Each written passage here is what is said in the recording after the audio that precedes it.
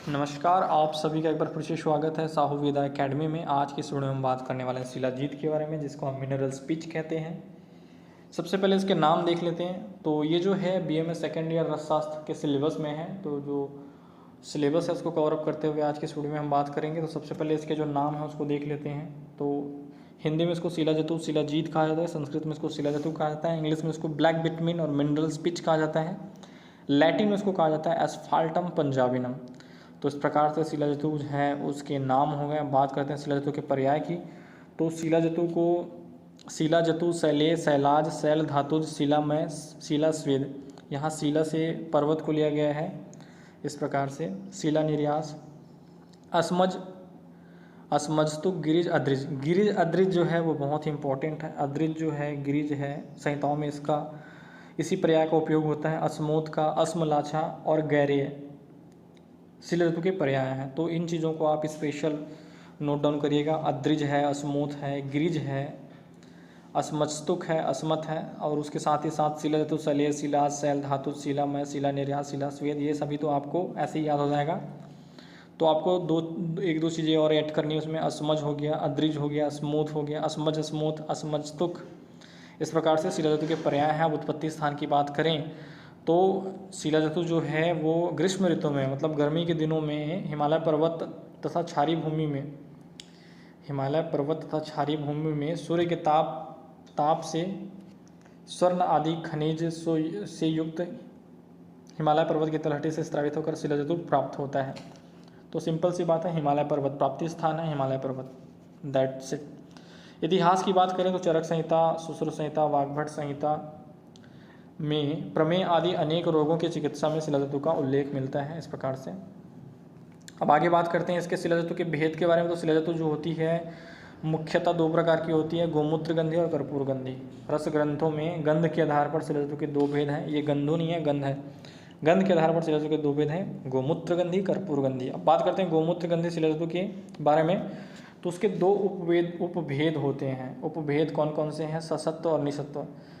तो इस प्रकार से आप देख सकते हैं। तो सबसे पहले गोमूत्र गंधी शिलाजतु जो श्रेष्ठ रसायन होता है, जो कि ससत्व शिलाजतु की सत्वपातन द्वारा प्राप्त होता है। सत्वपातन मतलब जो होता है वो होता है उसको गलाना। सत्वपातन मतलब गलाना। सत्वपातन जो सत्वपातन द्वारा प्राप्त होता है, जिसको गलाया जाता है तो उसको ससत्व कहते हैं। और निसत्व जिसको नहीं गलाया जाता, जिसको डायरेक्ट जो निर्यास होता है वहाँ से प्राप्त किया जाता है, उसको निसत्व कहते हैं। तो गोमूत्र गंधी शिलाजतु जो श्रेष्ठ रसायन होता है, जो कि ससत्व शिलाजतु से सत्वपातन द्वारा प्राप्त होता है। तो ससत्व शिलाजतु से सत्वपातन द्वारा प्राप्त होता है, गोमूत्र गंधी की बात कर रहे हैं हम। जबकि निसत्व से सत्व प्राप्त नहीं होता।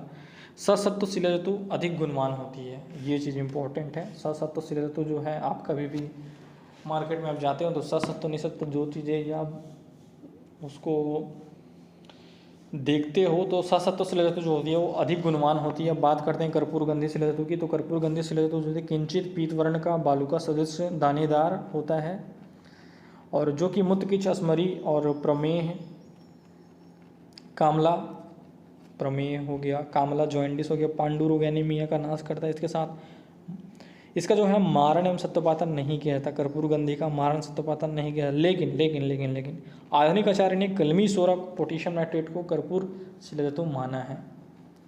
कलमी सोरा पोटेशियम नाइट्रेट को कर्पूर शिलाजतु माना है। इस शिलाजतु का शोधन इलायची क्वाथ में मर्दन कर शुष्क करने पर होता है। कलमी सोरा भी मूत्रकीचनाशक होती है। इस प्रकार से अब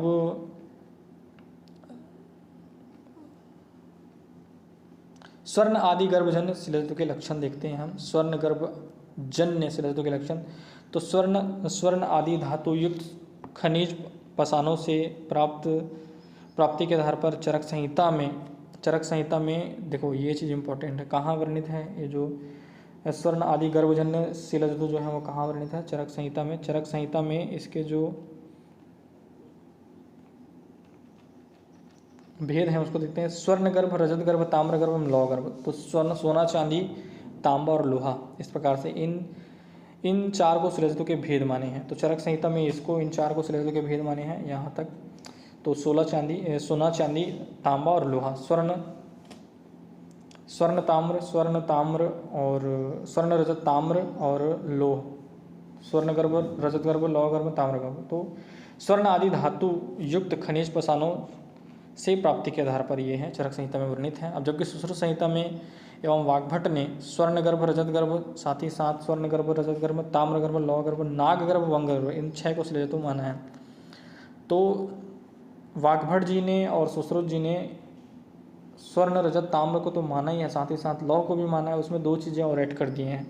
जो चरक जी ने माने हैं उसी चीज़ को इन्होंने भी माना है, और उनमें से 2 चीज़ें नाग और वंग, नाग और वंग 2 चीज़ों को, जो टीन है और लेड है, टीन और लेड को इसमें एक्स्ट्रा ऐड कर दिया गया है। इस प्रकार से जो शिलाजतु हैं वो उसके 6 भेद हैं आचार्य सुश्रुत और वाग्भट के अनुसार। तो स्वर्णमयी स्वर्णगर्भ शिलाजतु जपा पुष्प, जपा पुष्प के सदृश रक्त वर्ण का होता है। जपा पुष्प गुड़हल पुष्प को कहा जाता है। जपा पुष्प जो है गुड़हल पुष्प के सदृश रक्त वर्ण का एवं भारी होता है, जो अल्पतिक्त, इस प्रकार से जो कि अल्पतिक्त मधुर और उत्तम रसायन होता है। और जो रजत गर्भ होता है वो शिलाजतु पांडु वर्ण का होता है। पांडु वर्ण का मधुर एवं गुरु होता है, जो कि पित्त रोग नाशक होता है, विशेषता पांडु रोग को दूर करता है। जो एनीमिया होती है, पांडु होती है, वो पित्त के कारण, पित्त प्रधान जो है वो रोग होती है, तो उसका वो नाश करती है। कौन सा? रजत गर्भ शिलाजतु पांडु वर्ण की होती है और पांडु का नाश करती है। इस प्रकार से आप याद रखो। स्वर्ण गर्भ शिलाजतु जो होते हैं जपा पुष्प के सदृश रक्त वर्ण का, लाल कलर का होता है, जो कि अल्पतिक्त मधुर होता है, उत्तम रसायन होता है। ताम्र गर्भ शिलाजतु नील वर्ण का होता है, घन एवं गुरु होता है, जो कि कफ वात नाशक होती है, तिक्त रस प्रधान होती है, उष्ण एवं 6 रोगों को नाश करती है। 6 मतलब हो गया टीबी, जो राज यक्षमा होता है ना, उसी से 6 को लिया गया है। तो इस प्रकार से शिलाजतु के जो हैं वो अलग अलग भेद हैं और इनका अलग अलग कर्म है। जो शिलाजतु गुग्गुल सदृश तिक्त और लवण रस युक्त, विपाक में कटु, इसकी हम चर्चा कर रहे हैं, और शीतवीर्य का होता है, उसे लौह शिलाजतु कहते हैं, सर्वश्रेष्ठ होता है। तो लौह शिलाजतु जो होता है वो सर्वश्रेष्ठ होता है।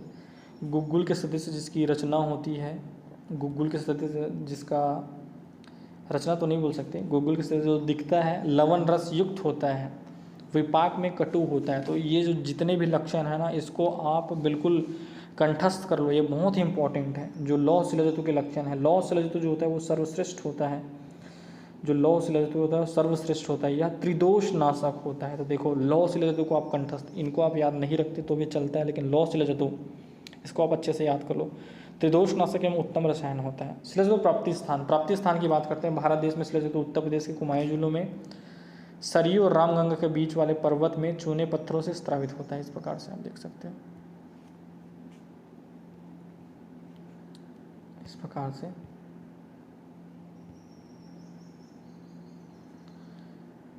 शिलाजतु जो है वो भारत में उत्तर प्रदेश के कुमायूं जिले में सरयू और रामगंगा के बीच वाले पर्वत में चूने के पत्थर से स्त्रावित होता है। गढ़वाल, ये बात कर रहे हैं उत्तराखंड की, गढ़वाल, गंगोत्री, यमुनोत्री में भी शिलाजतु प्रभुत मात्रा में प्राप्त होता है। इसके अतिरिक्त नेपाल, कश्मीर, भूटान एवं पंजाब में, देखो एस्फाल्टम पंजाबिनम इसको इसलिए कहा जाता है क्योंकि इसका प्राप्ति स्थान है पंजाब में, कहीं कहीं पे पाया जाता है, इसको एस्फाल्टम पंजाबिनम कहते हैं, प्राप्ति स्थान होता है। इस प्रकार से शिलाजतु का प्राप्ति स्थान हो गया। शिलाजतु के स्वरूप की बारे में बात करें तो यह जो है लाक्षा सदृश, लाक्षा आपने देखा होगा पेड़ में जो लाक्षा होता है, गूंद होता है, उसके समान दिखाई देता है। मृदु मिट्टी के समान रंग वाली, मिट्टी के समान रंग वाली होती है, एवं स्वच्छ जो पर्वत से मैल निकलता है, जो गुग्गुल के तरह दिखाई देता है, और स्वाद में तिक्त एवं लवण रसयुक्त, ये जो है लौह शिलाजतु की बात कर रहे हैं। रसयुक्त गोमूत्र जैसी गंध वाली होती है, ये चीज़ इंपॉर्टेंट है, गोमूत्र जैसे गंध वाली होती है। वह शिलाजतु सभी योगों के निर्माण में श्रेष्ठ होता है। शिलाजीत जो है प्रकृति में पर्वत के दरारों में ग्रीष्म ऋतु में स्त्रावित होकर निकलती है, ये चीज़ है। इस प्रकार से शिलाजतु का तात्पर्य लाक्षा सदृश पदार्थ है। लाक्षा सदृश पदार्थ विशेष रूप से भूगर्भ में जिन स्थानों पर पत्थर का कोयला एवं पेट्रोलियम आदि खनिज पदार्थ मिलते हैं, उन स्थानों के पर्वत में ग्रीष्म ऋतु में भूरा काला रंग का स्त्राव निकलता है। भूगर्भ के ऊपर आते समय धातु के खनिज संपर्क में आने से उन धातुओं के खनिज का भी कुछ भाग उसमें आ जाता है। शिलाजतु उद्घर्षण शिलाजतु जो है अर्धघन पदार्थ है, सेमी सॉलिड पदार्थ होता है। तो ये जो चीज़ें हैं ये आपके नॉलेज के लिए एग्जाम पर्पज़ से उतना इंपॉर्टेंट नहीं है। एग्जाम पर्पज़ से शोधन, मारण जो है, सप्तपातन है, इसके विशिष्ट योग है, मात्रा है, वही इंपॉर्टेंट है। पर्याय हो गया, एग्जाम पर्पज़ से तो वही इंपॉर्टेंट है, लेकिन आपको नॉलेज के लिए ये सभी चीज़ें पता होनी चाहिए। इन सभी चीज़ों को आप पता रखोगे तो एक अच्छा वैद्य जब आप बनोगे, एक अच्छा डॉक्टर बनोगे, तो इन सभी चीज़ों का आपको पता होना चाहिए यार।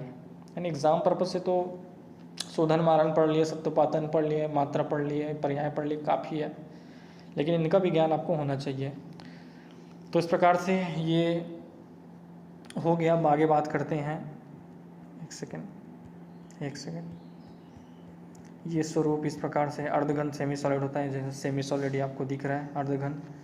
साथ ही साथ ये जैसे कि ये हो गया शिलाजीत, इस प्रकार से पानी में घुलने पे इस प्रकार से हो जाता है ये। तो शिलाजीत का परीक्षा देखते हैं। शुद्ध शिलाजीत को देखो, शिलाजीत को आप जैसे मार्केट से शिलाजीत लेके आए हैं, तो आप उसको किस प्रकार से परीक्षण करोगे कि ये शुद्ध है या अशुद्ध है। तो इसको इस प्रकार से, शुद्ध शिलाजीत को आग पर जलाने से बिना धुएं के जलता है। ये चीज़ को बिना धुएं के जलेगा, आग में आप जलाओगे तो बिना धुएं का जलता है। जलकर लिंगाकार आकृति की बन जाती है। लिंगाकार आकृति मतलब लिंग के समान, जैसे जैसे लिंगाकार आकृति आप रिलेट कर पा रहे हो, हाँ, दैट्स इट। लिंगाकार आकृति की बन जाती है। इसी प्रकार शिलाजीत को तृण के अग्रभाग में लगाकर जल डालने भाग में डालने से तंतु के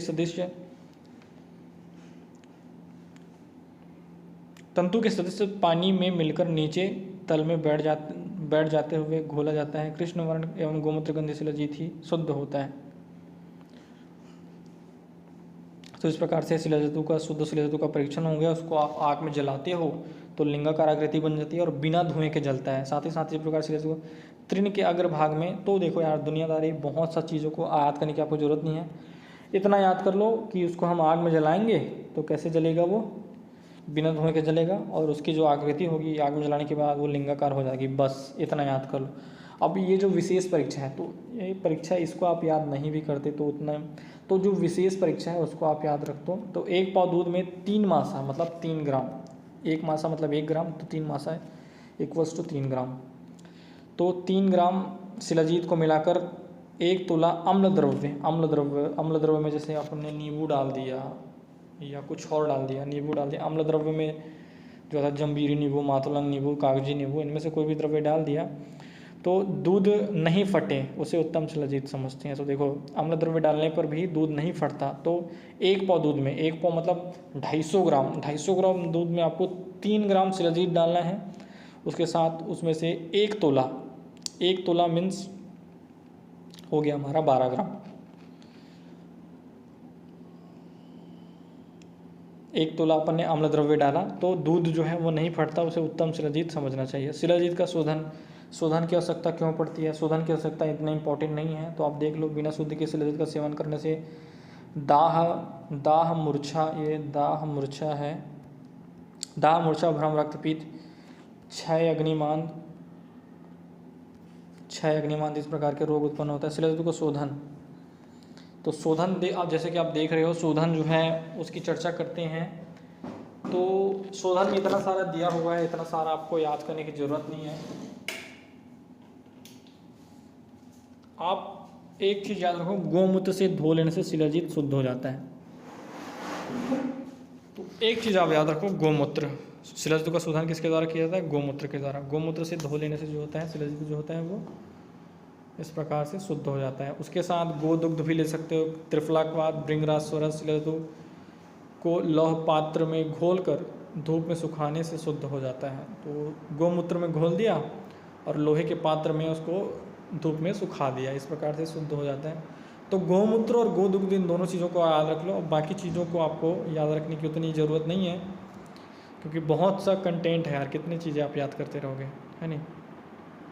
अब शिलाजीत के शोधन की 2 विधियाँ होती हैं। तो सबसे पहले सूर्यतापी विधि होती है और दूसरा जो होती है अग्नितापी। सूर्यतापी मतलब सूर्य से तप्त करते हैं, अग्नितापी मतलब अग्नि से तप्त करते हैं। जैसे कि आप देख रहे हो, शिलाजीत को शोधनार्थ त्रिफला, क्वाथ आदि द्रव्य पदार्थों में शिलाजीतों को घोलकर कपड़े से छान लेते हैं। देख रहे हैं, कपड़े से छान लेते हैं। फिर छानने के बाद सूर्य की धूप में सुखाकर, सूर्य की धूप में सुखाते हैं इसलिए इसको सूर्यतापी कहा जाता है।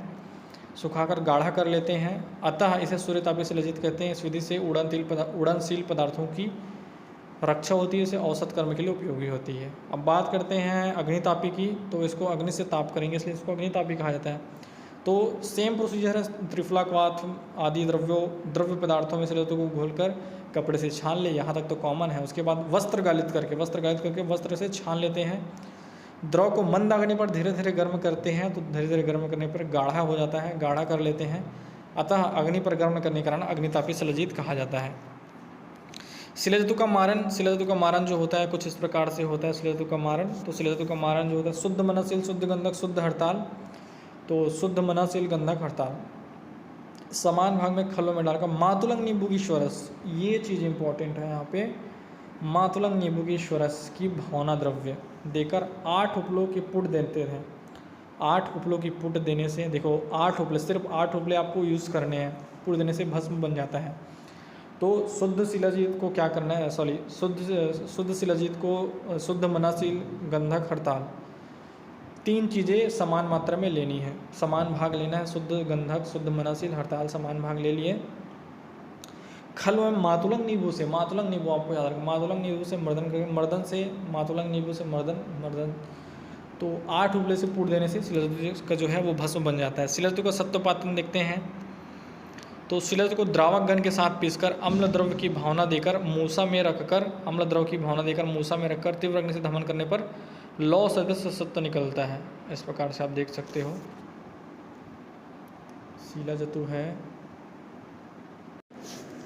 तो इस प्रकार से जो है शिलाजतु का सत्वपातन होता है। सबसे पहले क्या है, द्रावक घन, गुड़, गुंजा, गुग्गुल, टंकन, मधुघृत, ये जो है द्रावक घन की औषधियाँ 6 हैं द्रावक घन में। तो उसको पीस कर क्या करते हैं, अम्ल द्रव की भावना देकर मूसा में, अम्ल द्रव जैसे नींबू ही है, अम्ल द्रव की भावना, तो नींबू, मातुलंग नींबू उपयोग कर सकते हो, जैसे कि मारन में उपयोग होता है।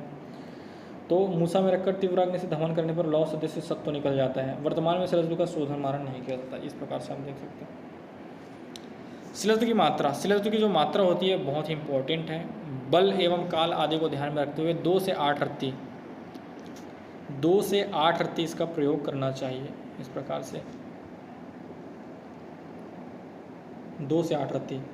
तो आचार्य चरक ने 1 कर्ष, अर्धपल एवं 1 पल, इस प्रकार 3 प्रकार की मात्रा निर्धारित किया। 1 कर्ष और अर्धपल एवं 1 पल, इस प्रकार से 3 मात्रा का निर्धारण। 1 कर्ष, अर्धपल और 1 पल, 1 कर्ष, अर्धपल और 1 पल, इस प्रकार 3 मात्रा का निर्धारण किया है।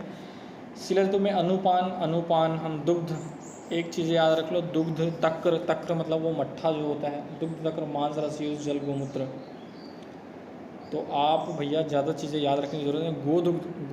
दुग्ध है उसको याद रखो, गोदुग्ध, गोमूत्र या जल, नॉर्मली आप वाटर में भी घोल के पी सकते हो। तो ये अनुपान है। अब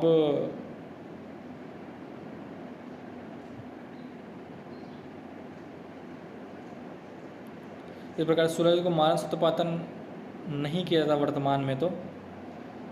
तो ये चलो उतना इम्पोर्टेंट है। उससे गुणकर्म की बात करते हैं। गुणकर्म जो कि मोस्ट इम्पॉर्टेंट है। गुणकर्म की बात करें तो शिलाजीतु जो है वो इस प्रकार से, शिलाजीतु जो है जरा व्याधि प्रशमन,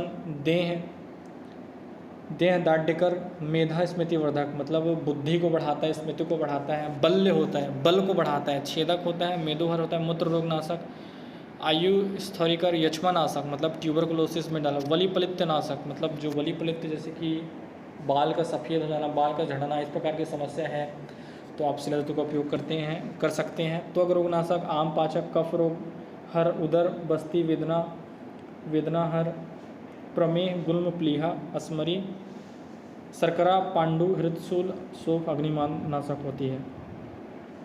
और इसका जो उपयोग है वर्तमान में, इसका जो उपयोग है वो वृक्ष के रूप में, वाजीकरण के रूप में किया जाता है। तो काम शक्ति उत्तेजक के रूप में इसका उपयोग किया जाता है। और जो होती है स्टेमिना बूस्ट करने के लिए इसका उपयोग होता है। तो इस प्रकार से शिलाजीतु का गुणकर्म हो गया। बात करते हैं शिलाजीतु विकार शमन उपाय। शिलाजीतु के अधिक सेवन से अगर विकार हो जाता है तो उसको शमन के क्या करते हैं, तो बहुत ही इम्पोर्टेंट चीज़ है।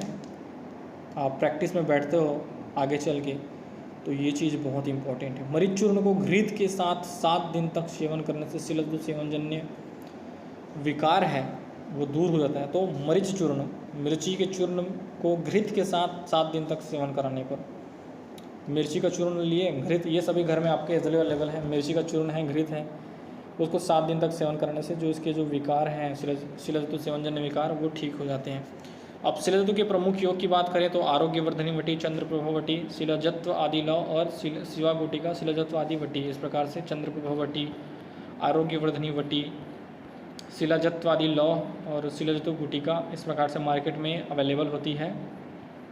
तो इस प्रकार से शिलाजितु का विशिष्ट योग हो गया। इस प्रकार से शिलाजितु जो है वो कंप्लीट होता है। वीडियो आपको पसंद आई हो तो वीडियो को लाइक करिए, चैनल को सब्सक्राइब करिए, साथ ही साथ बेल आइकन के बटन को प्रेस करिए ताकि आने वाली वीडियो की नोटिफिकेशन जो है आपके पास आती रहे। धन्यवाद।